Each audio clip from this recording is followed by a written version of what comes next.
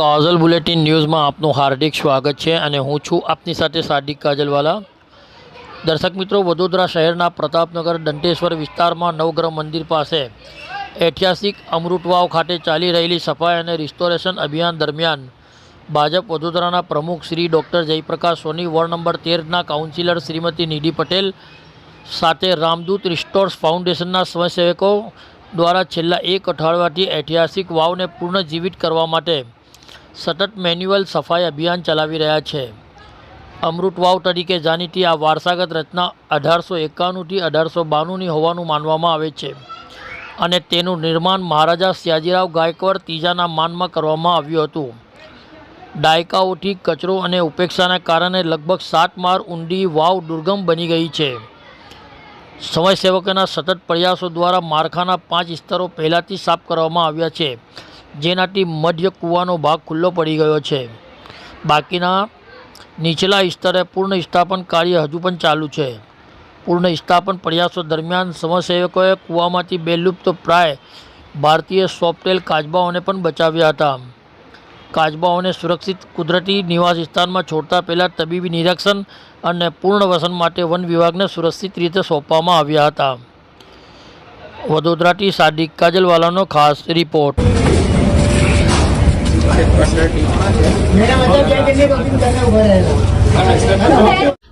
આજે રામદૂત રિસ્ટોર્સ દ્વારા અહીંયા જે પ્રતાપનગર બ્રિજ પાસે નવગ્રહ મંદિર પાસે આવેલી અમૃત વાવ, જે ઘણા વર્ષોથી કચરા અને ગંદકીથી ભરાયેલી હતી, છેલ્લા 7 રવિવારથી સતત યુવાનો અને સાફ કરી રહ્યા છે અને વરસાદ પહેલા પૂરેપૂરી વાવ સાફ થઈ જાય એવું લક્ષ્યાંક રાખીને કામ કરી રહ્યા છે।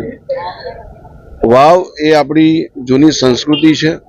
પીવાના પાણીનો સ્ટોરેજ કરવાનું, વાપરવાના પાણીનો સ્ટોરેજ કરવાનું, દરેકે દરેક શહેરમાં આવી વાવ જે આપણી ધરોહર છે એ અત્યારે પણ હાલમાં અસ્તિત્વમાં છે અને આવા યુવાનો દ્વારા જે પ્રકારે આ વિરાસતને સાચવવા માટેનું કામ થઈ રહ્યું છે એ ખરેખર અકલ્પનીય છે, અદ્ભુત છે।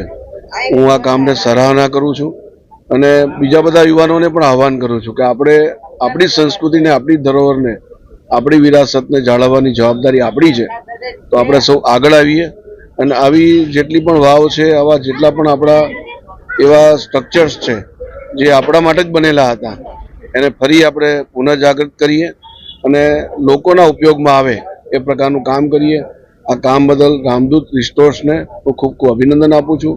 અમારા કાઉન્સિલરશ્રીઓ પણ આજે ઉપસ્થિત છે, નિધિબેન છે, માધુબેન છે, દીપાબેન છે, સૌ અહીંયા ઉપસ્થિત રહીને આ કામમાં મદદ કરી રહ્યા છે, એ સૌને પણ અભિનંદન આપું છું અને યુવાઓને પણ જેને આ પોતે એક કહી શકાય અભિયાન સ્વરૂપ કામ લીધું છે, એ સૌને પણ खूब खूब अभिनंदन और शुभकामनाएं पाठवूं छूं।